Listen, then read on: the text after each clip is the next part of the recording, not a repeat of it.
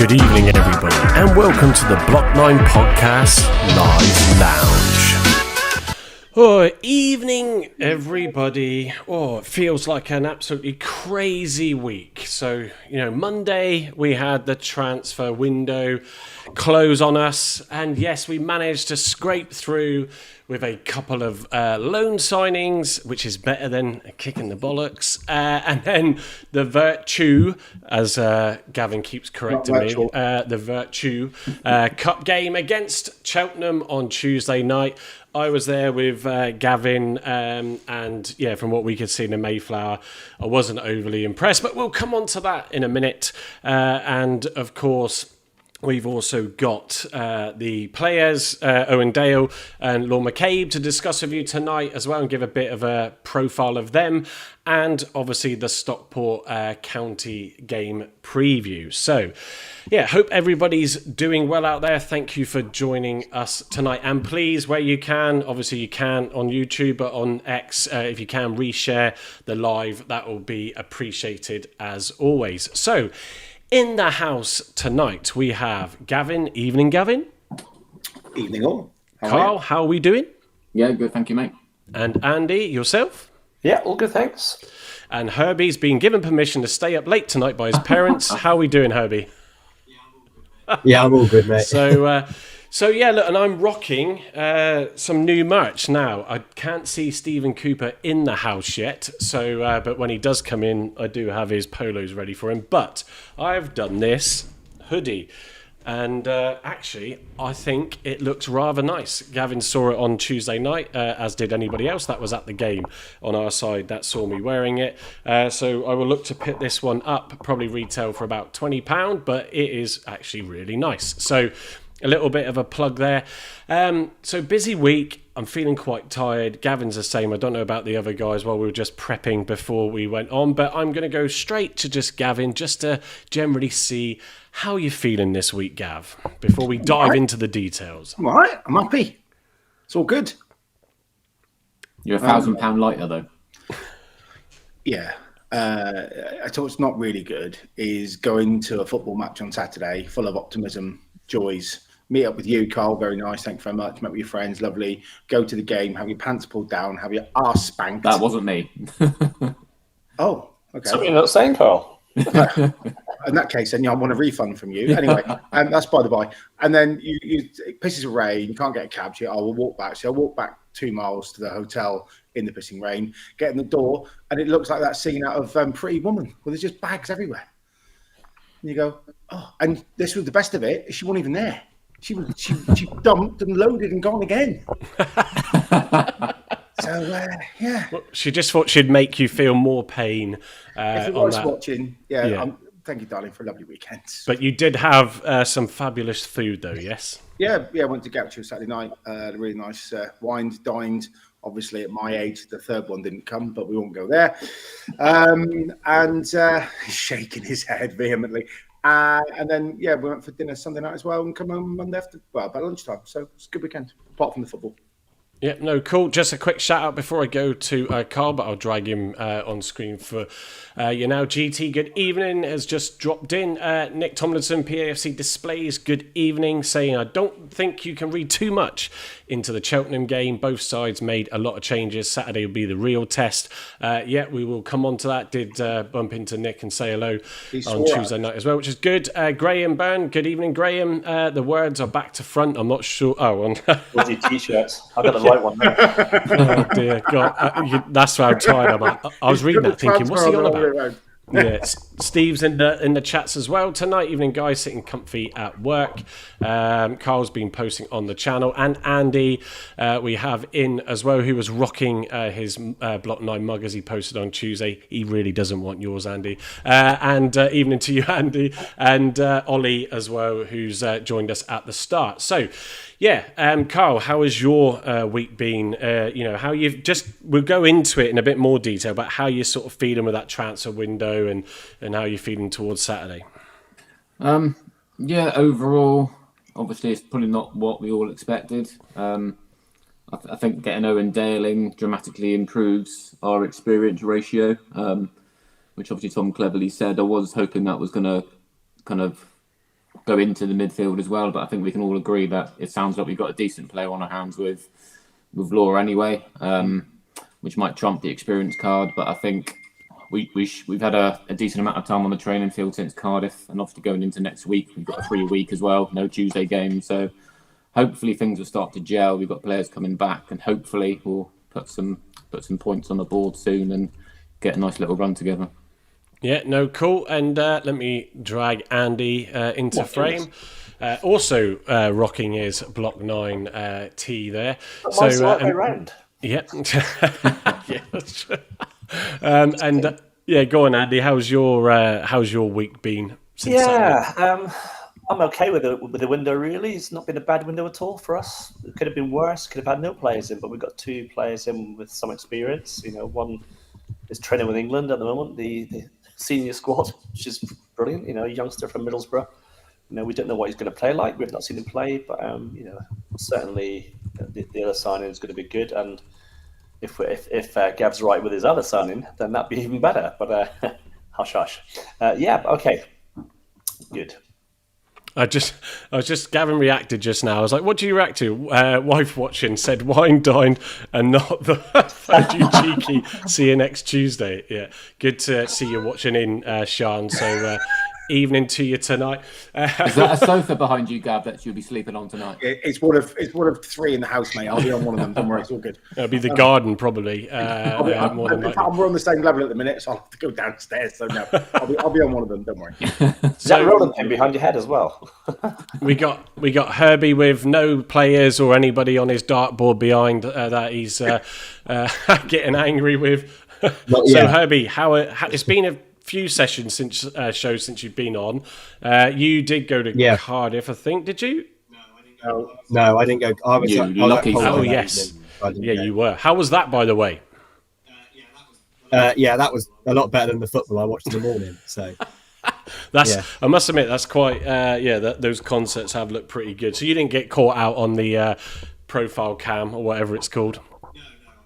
No, thank God for that. So how are you feeling then? Obviously Saturday, frustrating. Obviously everybody sort of left their views in the chat that weren't on the show. But how are you sort of feeling now? Your brief view on the window and coming into Saturday's game. Yeah, well, I think like all of us said in the chat, I think me and Carl sort of had the same sort of idea. The main sort of like feeling was a bit deflating, really, and frustrating as well. Just like what we've been promised to like what we've been given I think is a bit of a step down.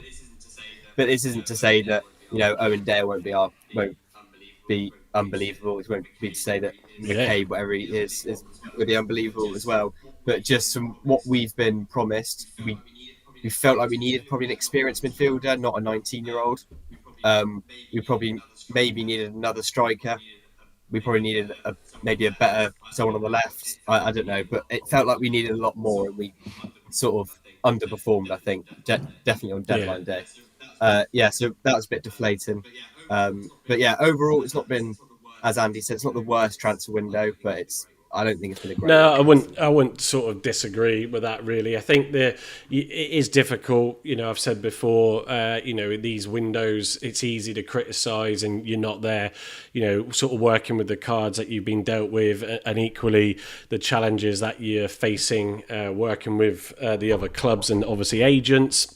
The one thing, though, that I thought was telling, and I'll come on to more of the press conference a little bit later, but is the fact that Cleverley feels that whole process needs, let me just bring myself back into view, that whole process needs to be looked at and reviewed, and he wants to start that as early as next week, which, considering the focus on getting the squad into shape with these new lads coming in and all that sort of stuff, it's quite interesting that he feels he wants to give that some attention next week, which you can read it as you will, but that says to me that he's not happy with the performance of it. And it's also not to say that equally David, Tom, if he exists, hello Tom if you do, and Andy and Simon, etc.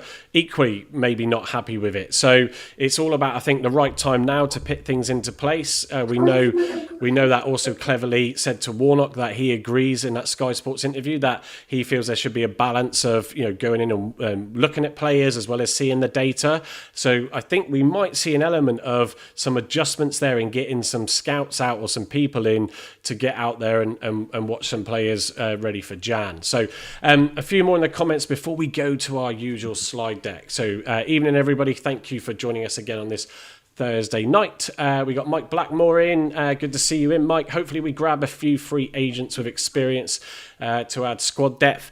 Yeah, we've sort of alluded to potentially rumours of players, but the tricky thing with free agents is they're free agents for a reason. But if you can find the odd nugget, then hopefully we can. Marcus, the guy Gavin mentioned, can't play as a striker.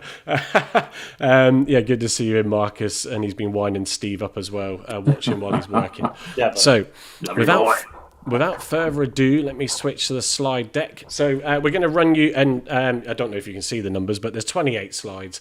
But some of these are just simple flash in the pans to just give you some insights. But it's what we do on the Block 9 podcast for those of you that are joining us for the first time. And like I said, if you can, please retweet the live on your own accounts. And also, if you're not following us already on your platform, please go and do that. And equally on YouTube, please subscribe. Because as we get up there, we're growing with that number, but as we get up there and grow even more, also we can start getting some ad revenue contributions, and it help pay for some of the services, which is always good. So little plug there for the show. Right, let's go straight into it. So I always do a bit on the Argyle news, which I pull from the Argyle PAFC News Hub, which Finley runs. We will get Finley on here at some point as well to join us. But effectively, first and foremost, it's Simon Hallett's birthday today. So we have got a little slide. There you go. Look, so happy birthday to the club chairman and owner. So, yeah, that's all from everybody, and I'm sure you guys watching as well. Obviously, we had the loan deals come through on transfer deadline day of Owen Dale and Lorne McCabe, and we'll go into a bit of a profile on them next. And also that Cheltenham Vertu Cup game where we secured victory in our little first group match there. It wasn't the prettiest, but job done, I suppose. And of course, after that game, and with Bim Peppel's penalty miss, the club then put out a statement regarding the racist abuse that he's received. Obviously, we had the situation with Waidu early in the season as well. We obviously don't condone it. It's awful stuff. The club are right to sort of take the stance and the approach that they can on it to report it. We know, and obviously it's been discussed on the social platforms at length, that the people that have done it, or the ones that Bim Peppel expose, are not really associated with Argyle anyway. Regardless of it, it's not right to be in this game in this day and age, but unfortunately you have got people out there that have got nothing better to do. So that was yesterday. Izaka, obviously on Monday as well, was announced as going out on loan. We discussed at length a few times what players were going to come in and go out on loan. Well, now obviously we've seen what we've got in the window. It's no surprise then that we haven't let out Hatch, or we haven't let out Caleb Roberts. We still can. Well, fine, okay, but they haven't. No one's obviously come in for them, and we're not prepared to let them go yet. So, and the Warnock and Cleverley interview. Just to touch up on that, if you haven't watched it, go check it out. We had Pilgrim PT in here on Saturday night, who was giving us some snippets from it when the preview was released. But there was a bit of Warnock reminiscing about his time at Argyle and how he did go off when he was signing players and meet them up on the hoe and didn't want to bring them to the ground because it was dilapidated in many different areas back then in those days, for those that can remember. Certainly Andy's old enough. Sorry, Andy. So yeah, it was pretty good, and obviously they had a bit of a chinwag. They did discuss, as I alluded to, about this whole data driven and all that sort of stuff, and actually how they both agree that you've still got to get your eyes on players and not just trust the data. Cleverly pointed out the great sort of passion that the chairman wants, to sort of set the club up for the youth side and all that sort of stuff. So yeah, no, it was really good. And the important thing as well, they both said, and even Cleverly alluded to it at his United days, is having strong, experienced leaders in the squad. And I think we can all agree we needed that more badly than ever. And so it's great to see Edwards come back and do a good 60 minutes on Tuesday night, and looked solid at that too. So the next slide, hang on, let me skip that one because we've done that. So we're going to these player profiles. I'll just read a couple of the comments before I go to the guys. Marcus saying TC is impressed with Hatch. Sarah Palmer, evening Sarah, thinking loaning Freddie out will do him good. He's been needing it for a couple of seasons. I think we'll probably all agree on that. And Dave Mortimer, we've got in with us again tonight. Evening Dave. So Dave's also saying if we lose Saturday, I can see, hang on, let me find it. Where's it gone? If we lose Saturday, I can see Keith tweeting Simon Hallett directly, hoping for a response. Well, there we go. It's crazy, isn't it? So I'm going to go to you, actually, Carl, first off. So Owen Dale joins us. You touched upon it in your little intro just earlier on. But yeah, versatile player. 26 years old, comes to us on loan from, it says Blackpool, but it's not, it's Oxford. Having previously been there, but he's from Oxford to us. He is exciting, isn't he, this one? And, and some experience there at a high level. Yeah, most importantly, he's got League One experience, which is what we need. He obviously got promotion with Oxford a couple of years ago. Offers that kind of threat on the wing, which we haven't really had so far this season, because I think Amici has been poor from what I've seen. I think he was great in pre-season, but he just seems to want to do it all himself and kind of lacks that final cross into the box and kind of cuts back. Looking at Dale's highlights, he likes to try and beat the man and get the cross in as soon as he can, which should benefit Tolai. So I'm looking forward to hopefully seeing him start on Saturday, and just to give us a bit more width and just get some balls in the box really, and hopefully we can get on the end of some of them. Yeah, Herbie, sort of watching the game on Tuesday. Did you go Tuesday night? Yeah, I did. Yeah, so it was quite clear that we were missing the sort of that Caleb Watts player as well, that number 10 trying to support Tolai. He was ending up coming back himself when he dropping back and, sort of quite heavy-footed, but getting in and trying to get the ball and flick it on to no one around him, really. So it's clear that he's not that sort of player, really, is it? And we need, and hopefully someone like Dale can come in, as Carl said, and provide those quality sort of balls that, Tolai needs.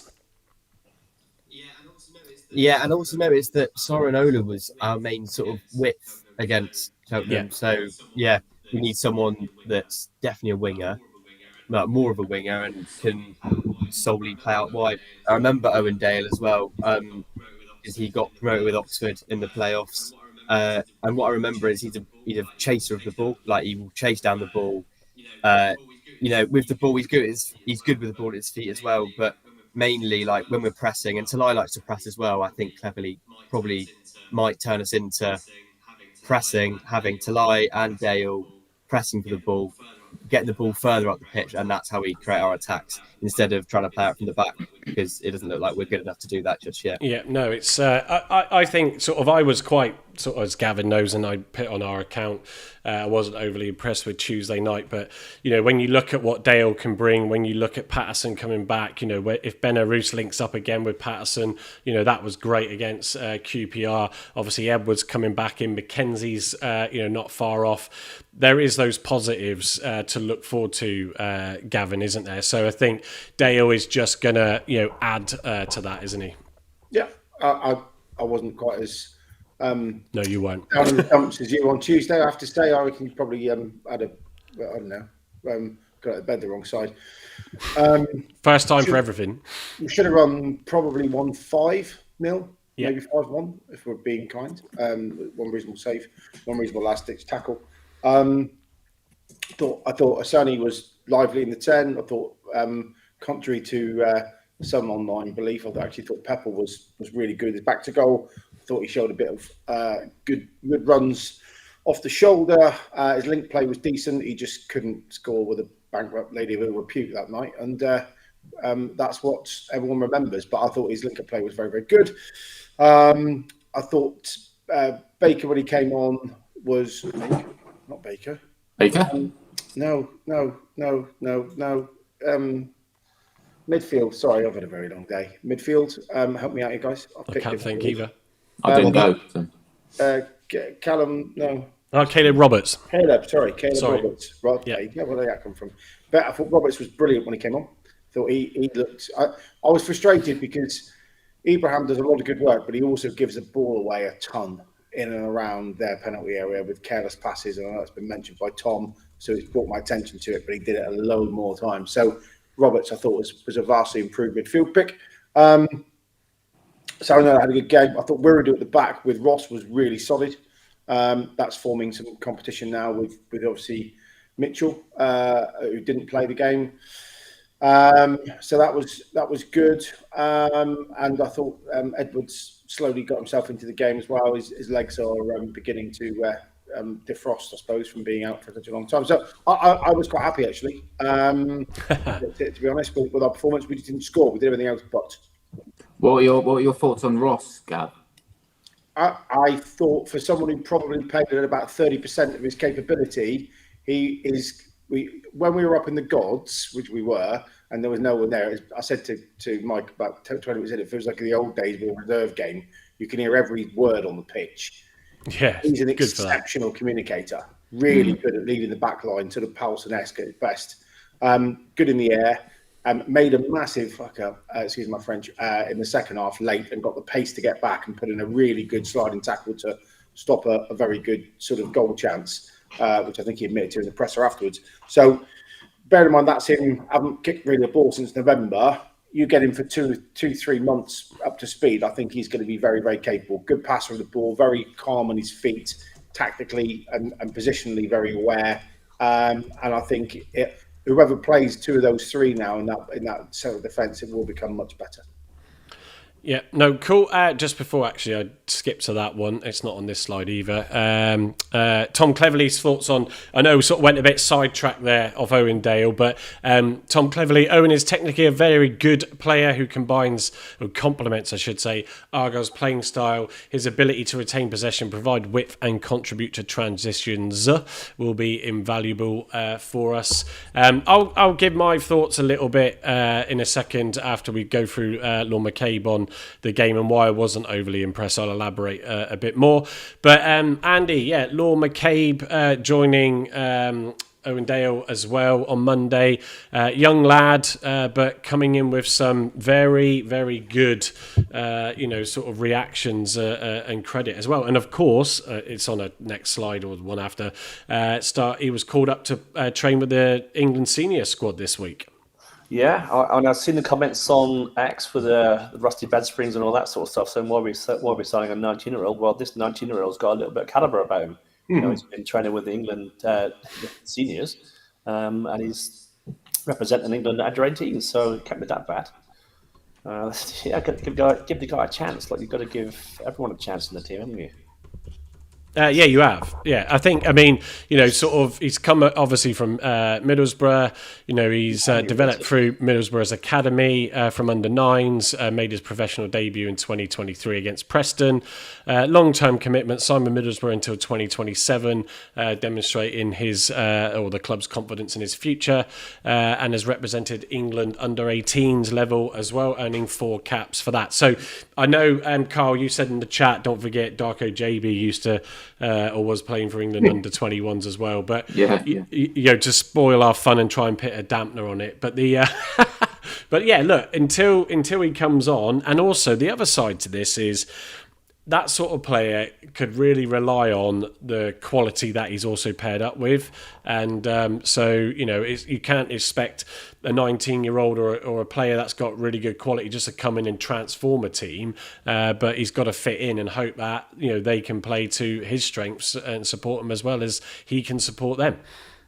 Yeah, definitely. And listening to how Cleverley spoke about him in the press conference, like his eyes just lit up when he mentioned him. So yeah, it sounds like they've got high hopes for him when he comes in next week. I think the telling point for me, Mike, sorry, go on, carry on, Gav. Was him saying about, he was challenged by, I think, Chris Harrington actually in the press conference around why did you sign a 19-year-old when you told us all last week you were going to try and sign an experienced midfielder. Obviously, he went into the Dale piece, which I think is good business. But he also then said, then you've got a choice between ability and experience, and I've gone ability. So I'm not being funny. I'd quite happily let him rip up the league from 6 and get forward and get some goals and be astute on the ball. He's clearly played at a lot higher level. He's very thought very well of. If he's as good as I think he is, him and Boateng will be a very good midfield despite their age. Yeah, no, like Carl, as he says, Cleverley went an exceptional young talent who is highly thought of by everyone at Middlesbrough. He is technically very good, excellent on the ball, and will complement our style of play. We are looking to implement perfectly. I know Graham has also said, Carl, that he can't. Can he play Saturday? I don't believe so, is it? He's still away training. No, he's still away. No, he plays Friday night. He's going to come to Plymouth Monday, according to the press conference. I'm going to change your name, Gav, to Carl, and Carl, I'm going to call you Gav. I didn't hear the Carl bit. I just had a general question. That's all right. Yeah, go on, Carl. Sorry, go on. Point. I've lost where I was now.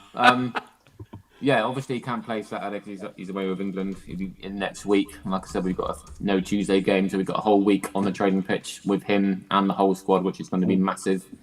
I reckon he'll probably slot straight in the side from what Tom Cleverley has said about him.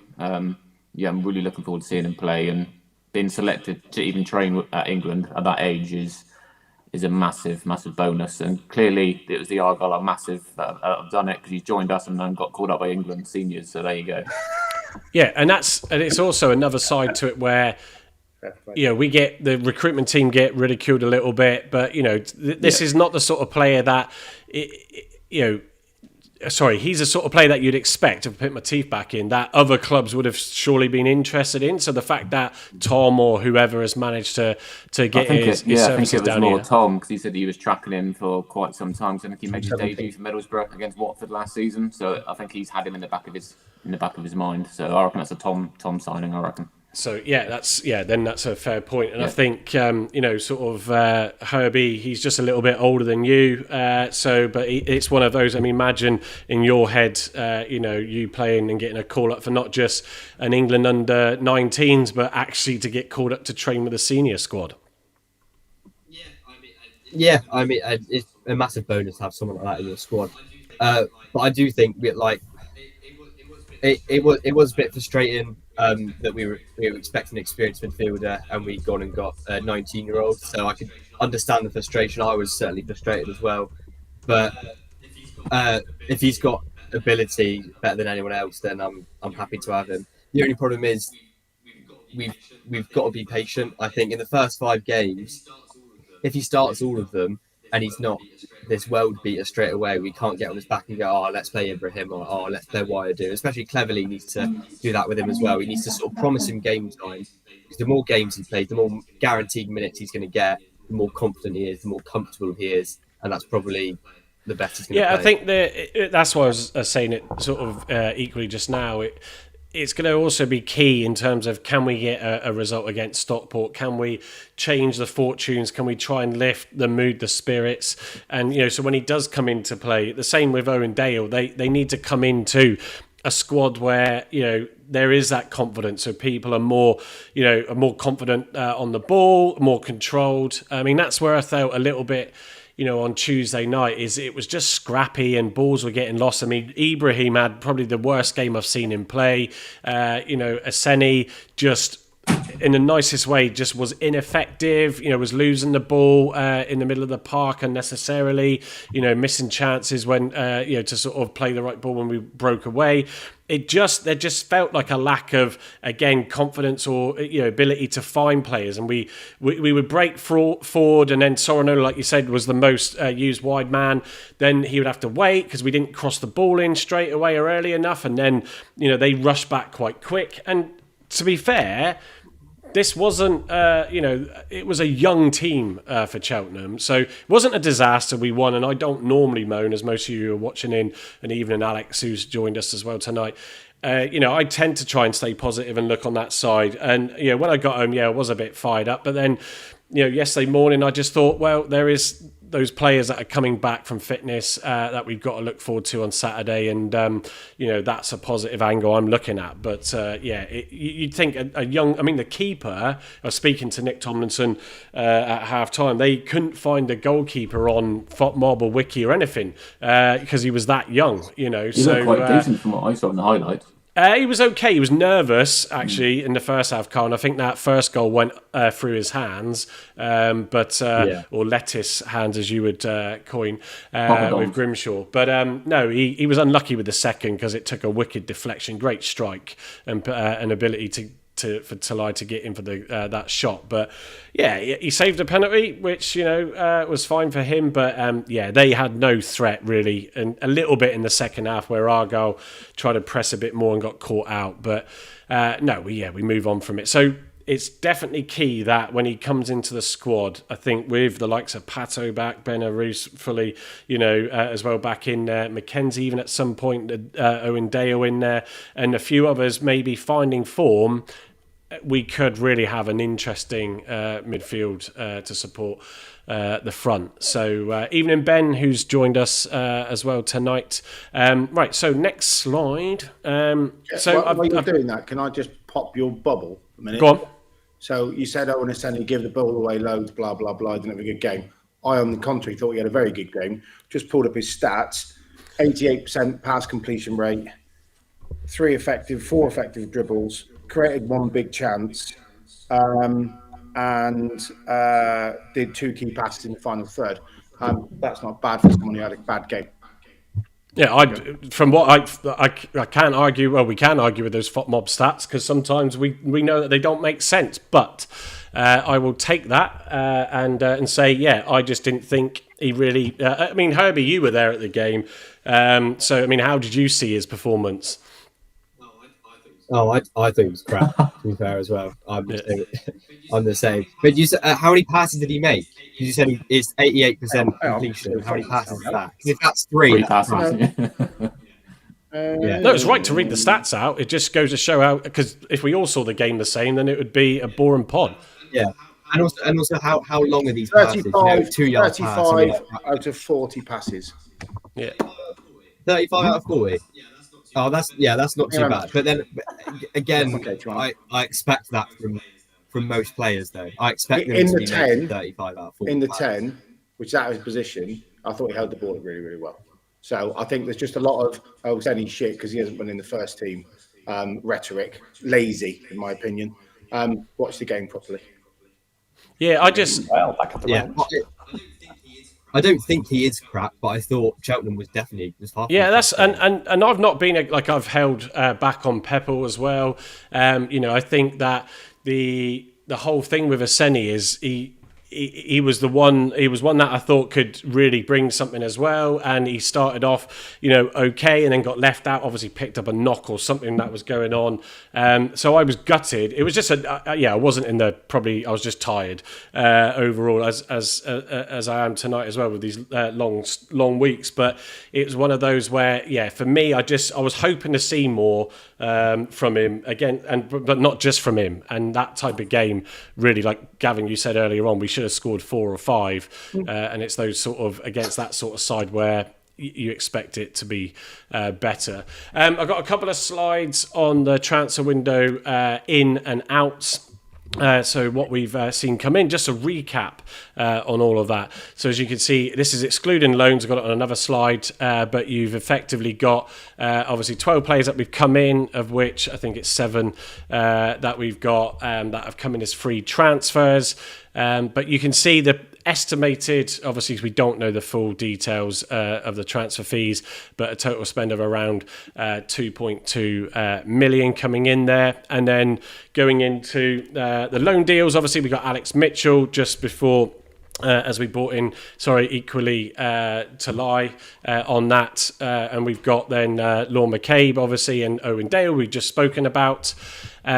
The outgoings from an Argyle point of view, it put a load of extra in here, but effectively Callum Wright, as we know, to Wigan, Ogbeta to Barnsley, and Beidou were all done pre-kickoff season. And then Freddie Azaka, as we've discussed, who went on loan to Bristol Rovers as of Monday. Beidou scored another goal the other night. Who did? Decent finish, Beidou. Yeah, I didn't good see clip. the clip, but yeah, I did Really hear good. about it. Yeah. So, but look, it just didn't work for him down here, did it? In any way, shape, or form. So It might, yeah. He's still got another 2 years in his contract. Technically, yeah. he might go on an absolute Sorry. goal scoring frenzy, and we call him back.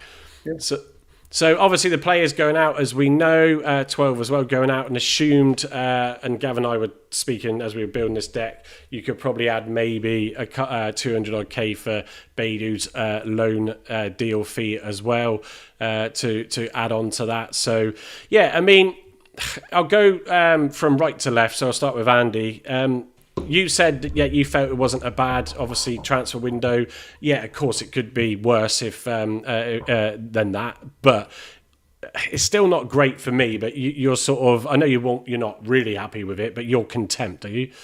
Yeah, I'm content with it. We've got to be dealing with the players that the cards we've been dealt. You know, we can't help that. Cleverley's got to do his best as a manager to get these players motivated. There's another one you've missed off on the ones going out is Freddie Osaka, of course. But He was there.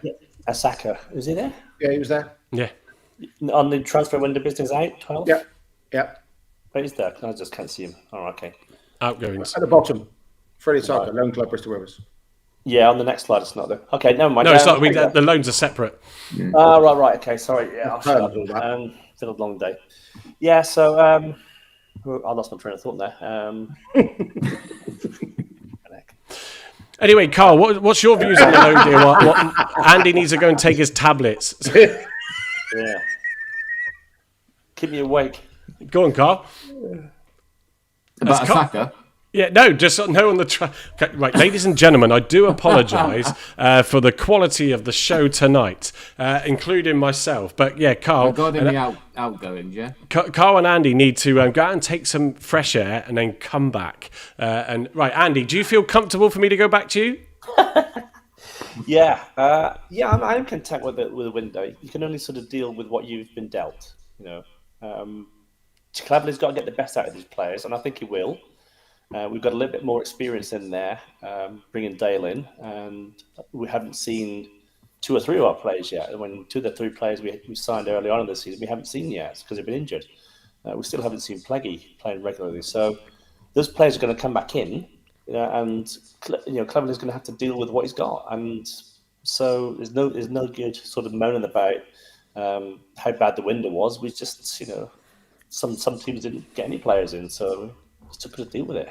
Yeah, I mean, in the league, actually, Andy, I forgot to add it in. I did some prep at lunch, but forgot to include that one. But yeah, Argyle obviously sit up there against everybody in the league in terms of spending. Again, whether the top 6 budget comparison we'll never necessarily know. But Carl, I think you can let it, and I say this many times, even on the show, you can let things get to you and wind yourself up all the time. And, what, in the nicest way, what shit way to lead your life if you just, all you want to do is find the negatives. But it is frustrating. It's not ideal. Could we have done better? Well, absolutely. You could say that about anything. And I'm sure the club, I know David Fox is on Argyle Breakfast on Saturday. So, for those that can tune into that, I think that's streamed on YouTube anyway. I can't remember, but I believe so. Sorry? I believe it is, yeah. Yeah. So, we might hear, they've asked for questions. We might hear some stuff from him there. But equally, Carl, Tom's comments that I alluded to earlier, where he said he wants to review that process and wants to start that next week, is interesting that, maybe he feels he could bring more to that and offer some suggestions, to improve it. I think most clubs probably have internal discussions after transfer windows anyway. But yeah, I think obviously a lot of the players came in before he turned up here. Obviously, we've signed quite a few under when Music was here, so we couldn't have changed that. That's what happened. Circumstances changed, and obviously we had to look for a new head coach. Obviously, a lot of the ones we brought in are long-term projects. I think we've seen snippets from the ones we have brought in, people like Ibrahim and Watts. I think we can mould them into good players. Yeah. And if Cleverley can work his magic and, work with them to make them better players, which he wants to do. Obviously, from his academy days at Watford, that should be ingrained in him to improve players. It would have been nice to have a few more experienced players in the squad. And like Herbie said, I still think we're still lacking another striker. I think if Tolai gets injured, which I hope to God he doesn't, I think we're going to be really, really weak up top. So yeah, I think our defence looks a lot stronger. I think obviously Pleggy when he gets back fit later on in the season, Ross seems like he's a decent signing. Obviously Mitchell's improved us massively at the back. Yeah. And deserved rest as well. And deserves rest. I don't know if that means he's going to play any minutes on Saturday. I think it might be a bit much starting him again. I think that's why he was left out on Tuesday, to be honest. Yeah, personally, I would stick him in. He's got to get match fitness. And the only way he's going to get match fitness is playing games. So I'll just keep on with that, even if it's 60 minutes, and then take him off and change tactics. But yeah, I think overall, I think 5 out of 10, 6 out of 10 for the summer. I think a few more wouldn't have gone amiss, especially the older players. But I think, yeah, it is what it is, and I'm sure January will be a lot more focused on what Tom wants. Yeah, assuming that all is good in the house. I mean, Gavin, sort of, and just Graham Byrne saying Ryan Broom still looks decent. I thought, yeah, he didn't have a bad game. In fairness, GT saying it's almost the weekend. Thankfully, well, I've got a work to do tomorrow night, and then we've got this Saturday night. So if I'm a bit like that, you know why. But yeah, Gavin, your views on the window and even Cleverley's comments that I alluded to. So the review always happens very shortly after the window, so there's no change there to my knowledge. They'll always do a wash up because they'll want to review quickly because they're now planning for January, which is good. I don't think you can properly mark the window until we've seen a couple of key signings that have barely kicked the ball yet. I think Mackenzie being the biggest question mark, because if Ross has barely kicked the ball, we haven't seen Dale yet, we haven't seen Law McCabe yet, we haven't seen Mackenzie really kick a ball yet. But they're 4 key players. My strongest side, excluding Amici and Pleggy, because they're both long-termers. So for moving forward is Hazard when he's back, Such, Mitchell, Ross and Mackenzie in the back 4, Boateng and McCabe in the midfield, Patterson, Dale, Mumba and Tolai. Now for me, if that's a team that's firing, I think you'd probably say the window was pretty good, because it means then that Aseni, Peppel, Watts aren't getting a game, but they're being developed, which is what we bought them for. I think the challenge is we've bought some good players, not necessarily under TC's watch. Through injury, they've not kicked the ball for us yet. And then we've signed some late players who haven't kicked the ball for us yet. So as it stands today, it's probably a 5.75, 6 out of 10. If that team gets fit and starts firing, I think that's a top 6, top 8 side. Then you could say it could go up to sort of 7 or an 8. I agree with some. I think we probably still need one very good sort of marquee next to Tolai or a reserve to fight for Tolai's place striker. If you look when we went up, we had 4 really good strikers who had different things to them. I would have still signed Mohamed Tijani. I think he would have done a really good job for us in this league, and I think he would have, if we'd offered him a deal, he probably would have stayed, because that's the Cosgrove sort of thing that we're missing, that sort of big lump, although Peppel holds it up well. So I, at the moment, I would say yes. I am very, very content if I think that the potential of the players that we've not seen kick a ball yet do what I think they're going to. Yeah, no, that's fair. I think it is one of those where you've got to. So Cleverley also said the other day, didn't he, that there's been Saturday, Tuesday. We know that in this league because of these cups. So there also hasn't been that sort of time on the training pitch, as they say. And yeah, keep forgetting about Hazard as well. Thanks, Gavin. Obviously coming back. Mackenzie also spoke really well in the pre-match interview, and you could just see it in him. It wasn't just talk. He's keen to get out there, wasn't he, Gavin? Help the lads. You could see that from him. Really good. And when he got the call up that Argyle were interested, he was quite keen to get the deal done. So location an issue at times and not at times. I suppose it depends what position you're in as a player with deals, but yeah, I think we've said the last couple of shows now, haven't we, that we want to sort of by the end of October, see then hopefully the gelling and the sort of style that will hopefully come good. If not, then we've got problems. But I think I think hopefully with those players coming back, those 2 new signings, as Gavin said, then you're right. Probably at that stage, and we should sort of give an assessment on the window now. But the striker up front to partner or to back up Talai was a worry for me, and something I was hoping we'd do something on, because as we know, when Hardy got injured, it really caused us issues up there. So Herbie, how are you scoring and viewing that window? I think Gavin makes a fair point. You have to give it a bit of weight, but how do you feel as it stands? Yeah, I wouldn't say I'm happy with it, but like probably content. I don't want to moan. I don't want to be negative. It's not. I don't get any joy out of it.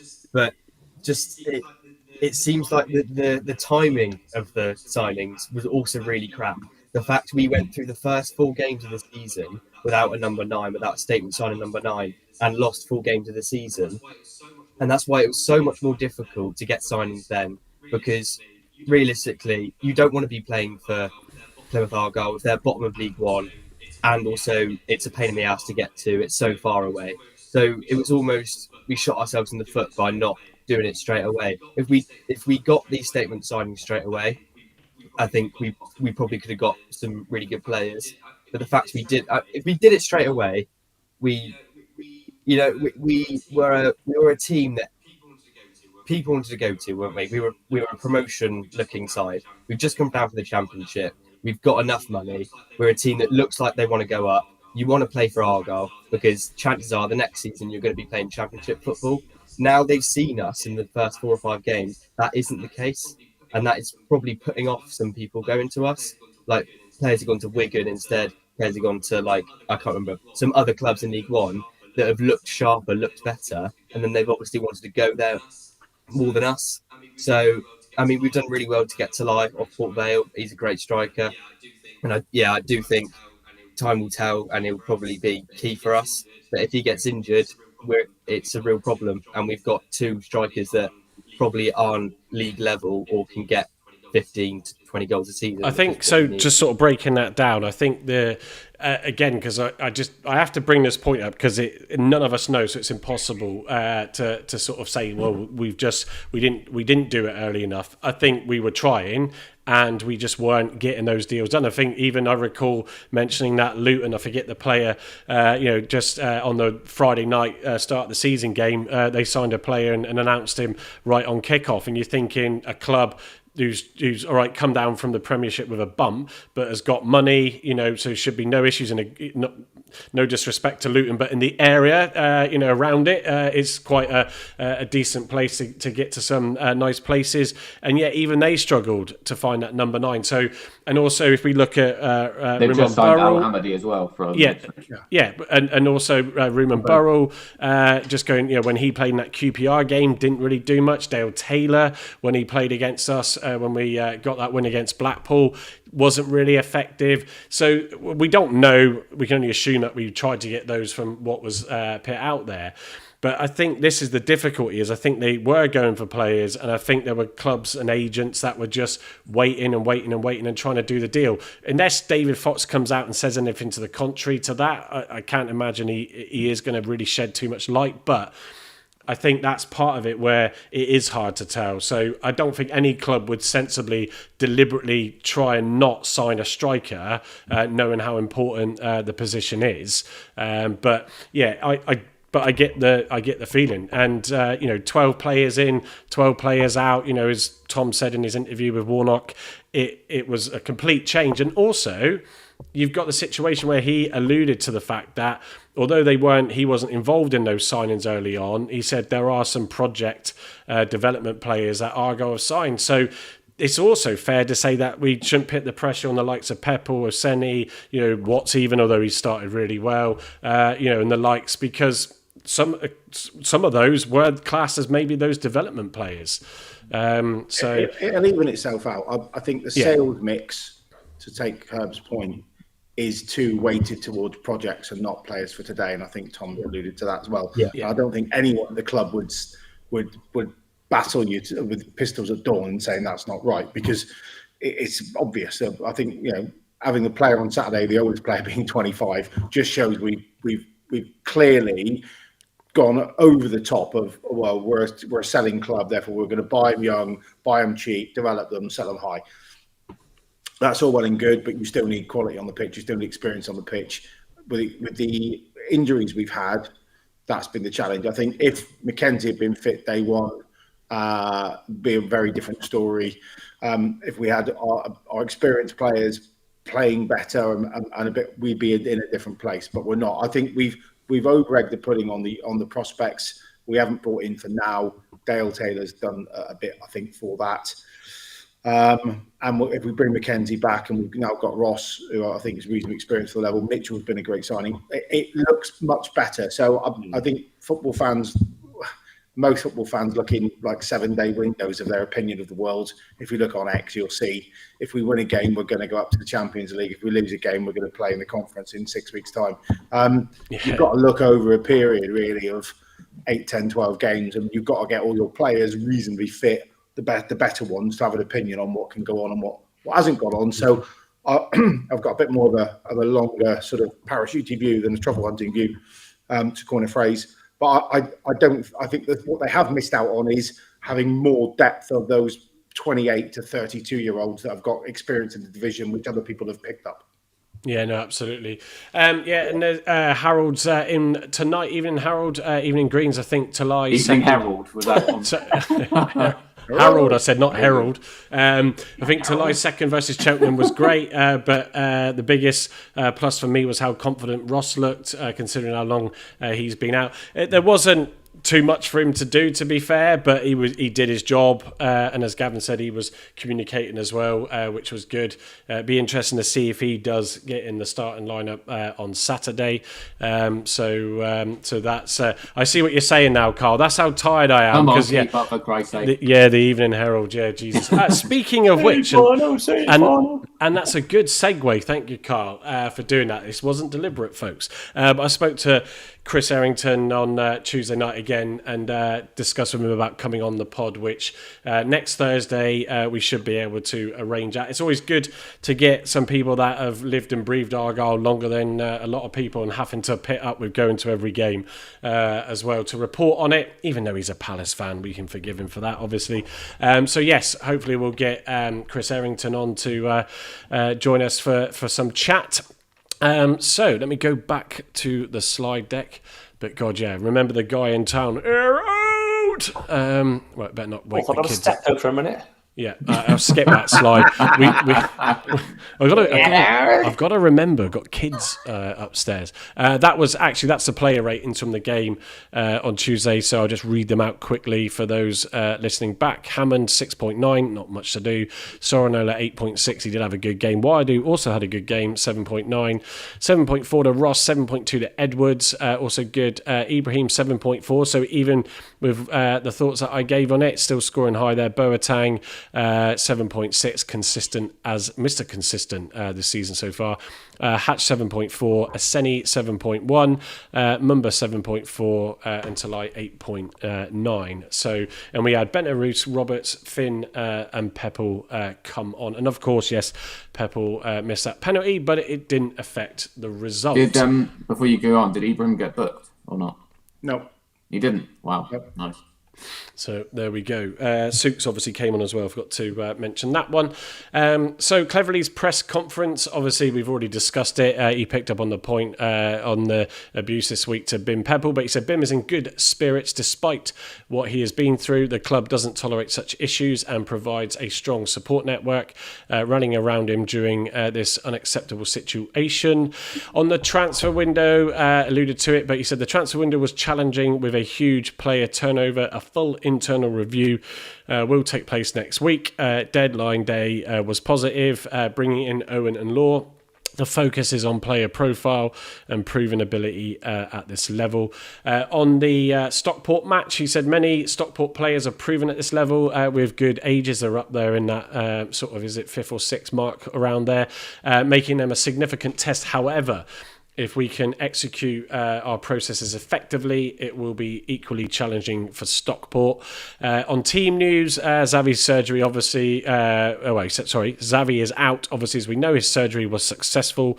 He's expected out for 4 months. Jack McKenzie, Connor Hazard are nearing a return to training, 7 to 10 days, give or take. Jamie Patterson is back and available for Saturday, and adding organisation to the team and that experience that we've talked about. Which brings in that leadership with it. On Talai, Tom Cleverley praised Talai's fantastic performance, highlighting his proven scoring ability and calm finishing. These goals are just the beginning of many for the club. So that's the presser. We also have added in Barley Mumba's post-match press conference interview. And of course, if he plays or starts whenever he does in his next game, that will be his 150th game for Mumba. That seems crazy now to look back on that. But his comments on first team status, favourite moments, I've just found out now. He said, I knew I was somewhere close. That's big. Always be my goal to be known as a first team player. He did have one of the high minutes naturally as well last season played. There's been a lot of good... Sorry, go on, Andy. No, sorry. Just clear my throat. Oh, that's all right. Did you just take your tablets, yeah? The main thing was getting promoted. You saw how much it meant for everyone. My favourite goal has to be Exeter. Was my first derby as well to get that goal. That's one to remember. On supporting teammates, he said it's disappointing when it first happened to Waidu. I was shocked. Now it's happened again. It's good that the club have brought the action and there will be action. Bim has got support from the dressing room. No matter whether it's done behind screens or in person, it's unacceptable. We'll never settle for it, and it will never be all right. Absolutely. And on goal scoring pressure, he said, sometimes I need not to put pressure on myself, saying I need to score. The next few games, it's interesting, that comment. I'll come to the panel in a minute. It needs to be about enjoying the game, and naturally I will find myself in the right positions. I mean, Carl, while Andy swallows his tablets properly, I think with Mumba's comments, sorry Andy, there, you can sometimes see in games, he feels like there's an element of responsibility. As we know, then he's coming up to his 150th appearance for Argyle. So he's a senior green. He'll see that as being one of those players that has to lead by example. And yeah, I think there's a number of players that have probably tried to do too much, which hasn't helped the situation, has it? No, I think he's trying too hard to get a goal. It's been a while since he scored. Yeah, I think once he gets his first one, hopefully we'll start seeing a more confident Barley, and he gets a few more on the score sheet. Because we know what he can do at this level. Under Shuey at this level, he was absolutely brilliant and scored some really, really good goals for us. I think it's coming. Obviously, he's missed a few sitters, especially a couple of one-on-ones, especially against Blackpool. He should have scored as well. I think it's coming. I'm still not 100% sure if I like him in the front three. I still think he's a left wing back, but I'm not overly sure Cleverley wants to go down that route. I know he said he's going to be adaptable and potentially could go with that system. Because I think Chris asked that question in the press conference about formations and wing backs and stuff. So we might still see him yet revert back to a left wing back. I'm still not 100% sure he's ideal on that front left. But yeah, I think a goal's coming. Hopefully on Saturday, and they can shut up asking him about when his first goal's coming. Then. Well, Gavin, he is down as your goal scorer, isn't he? For Every Saturday? Game he's down as Mumba. Every game. It will come. It's definitely going to come. Law of averages. But I might be like the proverbial clock right twice a day, but you can just see it. He's getting in the right spaces. I actually thought he broke his duck against Blackpool, and then good save, and then he's blasted it wide. But yeah. I think that's the other point as well, isn't it, Gav? Is that, again, it goes back to this, that yes, he's one of the more experienced players and, and all that sort of stuff. But clearly from his comment, the mental side of it, he's got to also calm down. And I think if we can just see generally a good... Because Blackpool was a bit scrappy in places. It was a great start. And then obviously we started a little bit after that chance, but luckily got the goal and the win. But yeah, if we can just have a good all-round sort of performance, then players will feel more relaxed. And if they get the chance to get in a good position to shoot, they won't feel like this could be key to getting the points or losing the game. Yeah. It's like when you're on form, you play an instinct, don't you? And you find yourself in the right place at the right time. When you're fighting for form, you push it too hard and you get into places that you wouldn't normally be, trying to be the difference. And Bally's mindset very much is give me the ball, I'll show you. And I think when the team plays well, he gets the ball in the right areas, he crosses earlier, he cuts inside less, but when he does, he makes it impactful. He has a bit of Whittaker-itis, I think, when we're struggling, where he's always trying to cut inside, he's always trying to get the shot away.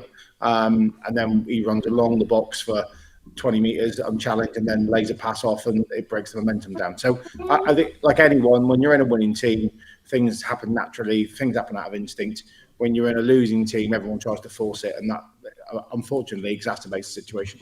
Yeah, no, it does. So obviously it's Stockport County on Saturday. Before I go to that, Gavin, are you ready for your video? Should we go to that now?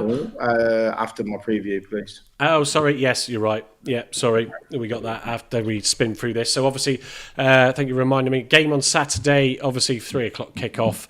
Match officials are Neil Hare, Harley Hetherington, Samuel Fudge, with the fourth official being Jacob. Well, I nearly read that as Jacob Rees-Mogg for a minute. Yeah, well, that's exactly what I said to Gavin as we were typing it out. Jacob Rees-Miles, thankfully. No, Jacob Rees-Mogg is not trying to do another documentary. Predicted lineups and actually formations is your piece first, Gavin. So over to you. So, interesting, the first time we played this year against back three. So Stockport played quite congested in midfield. So 3-4-2-1. So their wing backs are totally bomb forward and overlap the wide players, but they seem to overlap quite late from the video footage I've seen, which is quite interesting. But they'll really want to try and dominate the centre of the pitch in midfield like we have. So that's something else just to consider when you're watching on Saturday.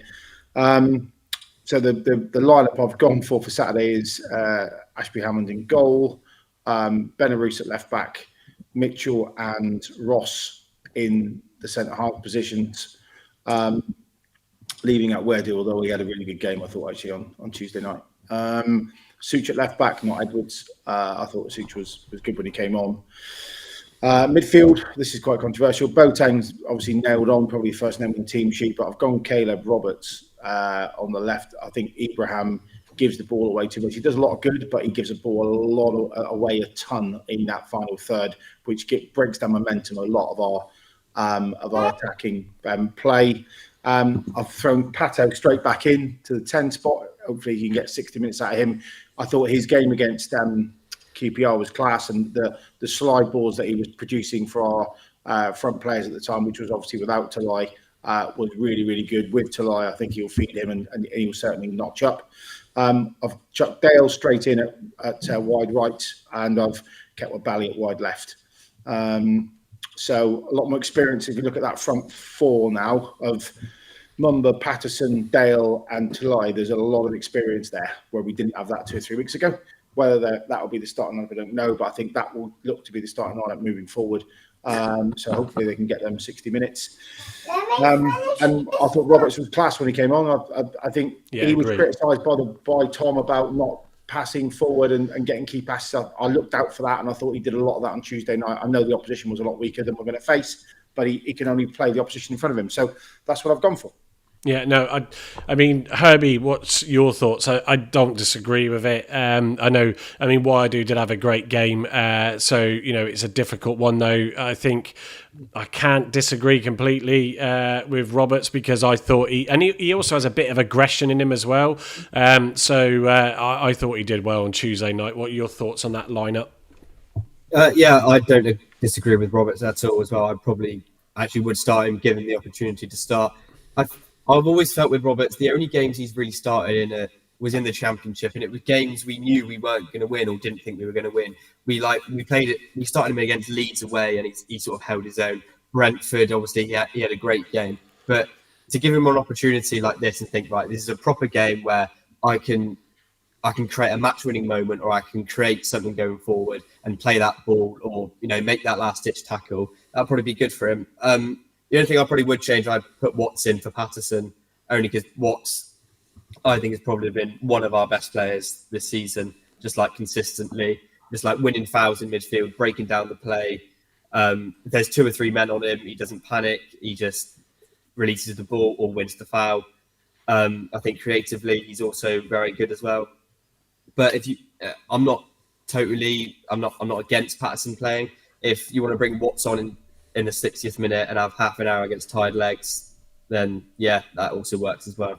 I think, sort of, Andy, your thoughts on it. I think the Patterson thing, and why I agree with Gavin on it, is because when we've seen him come on, when he's linked up with Ben Arous, and it was Hatch in that QPR game. I know it was another young squad they were playing against, but they played superb in that game compared to the Cheltenham game, a younger squad with less quality, where we didn't play so well overall. I think Patterson, that experience, with Owen Dale, with Patterson, as Gavin said, Mumba, and then Talai up there, that could be interesting. And Stockport, Andy, are going to come at us. I mean, they've started off well, so they're not going to sit back. And every team know if they can just breach us and score, there's that risk of our confidence getting knocked. And going on to get more. So this could be an interesting game on Saturday. It's going to be a tough one, absolutely. When you think of that forward that they've got is the guy they got from Stoke, wasn't it? Nathan Lowe. Nathan Lowe. Yeah, Nathan Lowe. Him as well, yeah. Nathan Lowe. I'm a bit tired tonight, guys. You can guess that, can't you? Nathan Lowe's going to be coming at us, and they'll be trying to feed him all they can. So I'd almost have someone like Watson there rather than Patterson for maybe the first half or the first half an hour at least, and then have Patterson coming on. I think that's why you might have Patterson actually start, because of just dealing with that threat and the pressure situation, maybe. Yeah, possible. Just thinking age-wise, would he be able to keep up with him? I don't know. He might be able to, or be all right. The only other change I would make would having Mumba out there and having the new guy in from Middlesbrough. Get him in there on the left. Yeah, he can't play Saturday though, can he? Can he not play? No, he's away at the England squad, isn't he? Right. Well, in that case, then leave Mumba where he is. Then. I was going to go back to what Carl said earlier on about Mumba, just touching on him a little bit. I'm not picking on him again. It's the fact that he does, he tries too hard to score, but I think in all of it, he just tries too hard, full stop. Just keep it simple. And then I think though, Andy, it's comments though, because I've seen that. I think we've all can see that in him. I think his comment is telling, and actually then it is one of those where not just he needs to say it to himself, but even Cleverley, Nance, or whatever need to say that again and remind him when he goes out. Look, don't panic.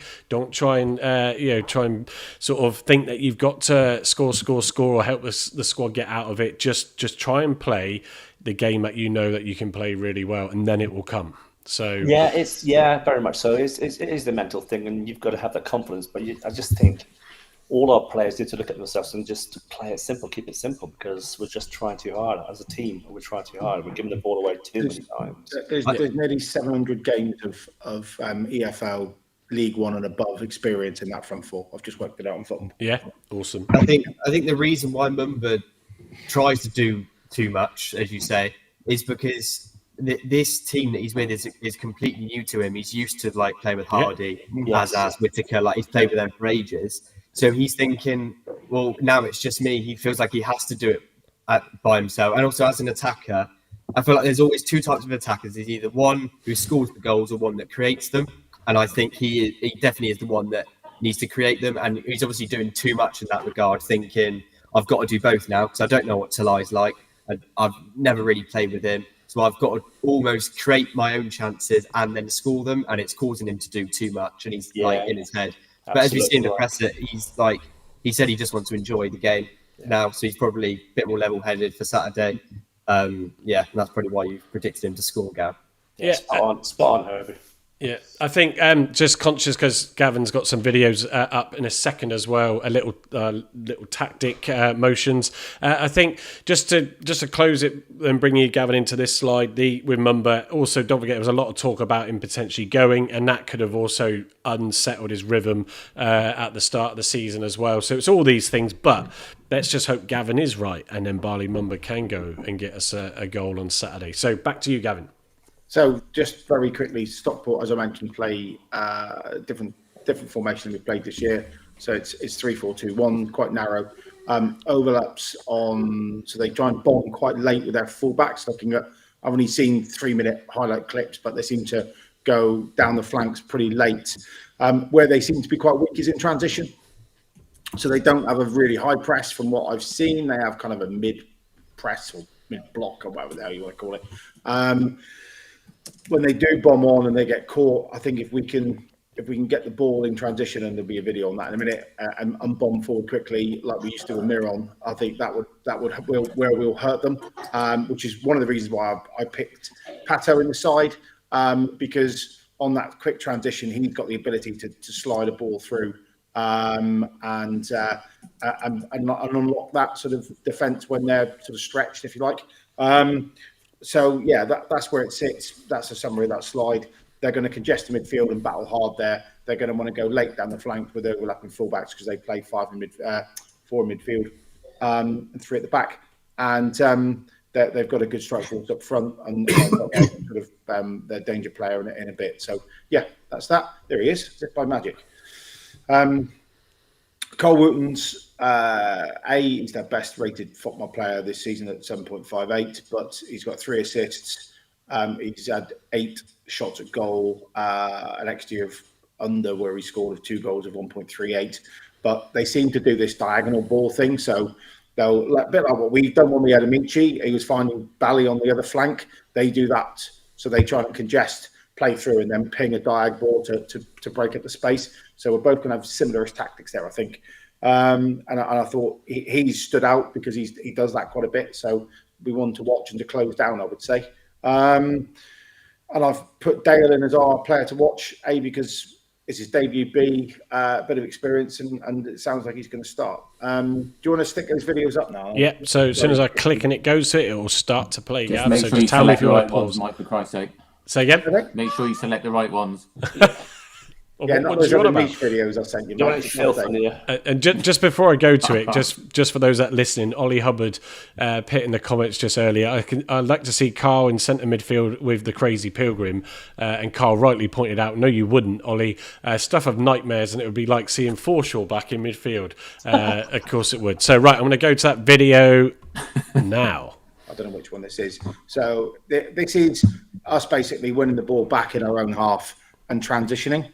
So overlap of the midfield player. So Mumba Benarus overlapping Mumba, and then getting an early cross into the box, which is I think should be playing football. And then do you want to see that one again? Yeah, see that again. So basically, we pick the ball up in our own half. We go inside and then to out. So those triangles are everywhere, and I think we've all seen them so far this game. And then as the play holds up, Ballymumba drives forward. Eamon Benarus comes in on an overlap and gets an early cross in the box at pace for either one of the 10 or the 9 to come in and score. So what we haven't done this year is much of that, right? At all. We've done a lot of what's going to happen next. And if you remember from last year, and certainly my tactical analysis, that's what reminded me of this. My tactical analysis of this last year when we were talking about Miron, I remember watching footage of Bundu, Hardy, and Tajani sprinting for their lives into the box to the penalty spot to be expecting a ball on transition coming across from the wing. Right? Yeah. We haven't done that yet. And 1 second. Yeah, right. And the reason why we haven't done that, I think, is because we're playing inverted, which I don't think is working. So we've got a right-footed footballer playing on the left and a left-footed footballer playing on the right. So their natural strong foot, apart from Benarus, isn't naturally on near the touchline to swing it across. So they're having to cut back in on their strong foot, and that's what's slowing the play down, which is what this is. So it's a very similar play, if you want to play it through. Yeah. So Benarus again into Roberts and complete the triangle into Mumba, overlap by Benarus, and then he goes down the line but stops because he gets marked, and then plays the ball back inside, which allows all of their defence, it's quite cumbersome, but allows all of their defence to get back. And then we have to start again, and we go back to the goalkeeper at times, back to the centre halves. We go into midfield and try the other side. And then it is that whole game of defence v attack. I think the hardest thing to stop is a quick transition, which is where we scored some good goals last year. And we haven't done that on this occasion as much. And I think what I'd like to see, certainly with Talai being a really good in the box scorer with a very good technical ability, is to get it in there. And I put it on Twitter in the week, actually. The more you put the balls in that area, the luckier you become because you're doing it a lot. And you've actually then got some really good opportunities to score goals. But what we seem to be doing is trying to play the perfect pass once we're trying to get past 7, 8, 9 defenders who have all realigned because they've bizzed it back. And because he's put his foot on the ball, looked up and then gone back inside, they're fully set then. And they've basically undone the transition by becoming really, really rigid in their 4-4-2 or 4-5-1 structure. So just a bit of nerdy tactics. Yeah, it's good that. But actually, it'd be really nice if we just went, you know what, get down the bloody line and get it across. And then if that ball goes in and the strikers aren't there, that's the striker's problem, not the guy on the left. And I think that's where I'd like to see it more on transition, especially away from home. But we don't seem to do it enough. We seem to get to the position where we can slide a ball in the box and we put our foot on it and go back inside, and then it gives them all the time in the world to reset.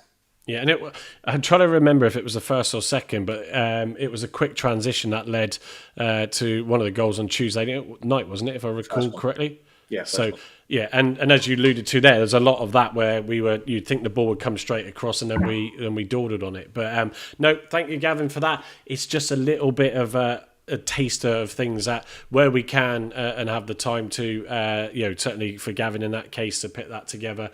We'd love to bring you that Monday night style football digital thing. You never know, see what happens down the line, but Aaron Cusack and Argyle, let's eat your heart out. Sorry, Carl? I think it was poor goalkeeping, went straight through his legs. But he hit it hard, to be fair. So which one? Talai's first one? Yeah. No, you're on your little graphic there. The ball just goes. Yeah. Exactly what happened on Tuesday. I can't zoom in and then show you the action because it cost me like 10 quid that app, not £100,000. So there we go. So score prediction. Appreciate that. We are running an hour and 10 in now. So So I've gone 2-0 bravely. I will come on to that in a second, but we decided to go a 2-2 draw, putting the slide deck together. I think it's going to be an interesting game, and hopefully, at home again, can we get back to back, including the Vertu one. Home wins would be good. Let's look at the predictions. This slide is really badly put together by Gamma, but Herbie's gone for a draw. Carl's gone for Argyle 3, Stockport 2, with Talai, Watson and Dale. Also, I think Steve put the comment, or someone did earlier, that Dale's can play with both feet, just as a point. Yeah, he's on both flanks. Thank you. Gavin's gone with a 1-1 draw, with Mumba, of course, being a scorer. Marcus has gone 3-2 to Argyle, the same as Carl, Talai, Mumba and Mitchell, interestingly there. Steve, 2-1 to Argyle, Dale and Talai. Emma, 1-0 to Argyle. Myself, 2-0, Talai getting both. Andy, 2-2. Finley, 2-2. And Harvey, 2-2 as well. So interesting mix there. It'll probably be a boring 0-0 draw. Let's wait and see. Also, the Argyle ladies won. Thanks for that, Carl. I think you put that in the chat. 5-1. That was a replay game with the player that got her leg broken in that nasty incident. So there's a little bit of an update there for you. 14 goals in 2 games. Crumbs. That's brilliant. They should teach our strikers to score goals. That 14 goals in 2 games. 2 games. The Carl, just before I forget about it, we're coming close, aren't we, now to that season start for the Tammert and Foliot? Yeah, they play their first league game on Saturday. Saturday morning is their first league game against, I'm trying to find it now, against Chadderwood. So, yeah. Where's that being played for those that... Tammerton home pitch, which is on Bond Street in Southway, just up the road from you. Yeah, the Flag pub. Yeah, gotcha. Yeah. So I reckon, although there will be a late night the night before with the work due, I'll have a look, see with Sophie and that, maybe pop up. I'm guessing you'll be there. I will be Saturday morning, yeah. Yeah. So, cool. What time's kick-off, Carl? Sorry. Go on, Andy. Say again? What time's kick-off? Oh, good point. 10 o'clock. 10 o'clock. I'll see if I can get onto that. So to the Hyde Park Social. So for those that don't have or don't know, we have sponsored. I'm going to play the videotape reel that we videotape reel. Jesus, the VT that we put out. It's 40 seconds long, but it's a late night. Let's just run it anyway, so you can see what it looks like because it looks great.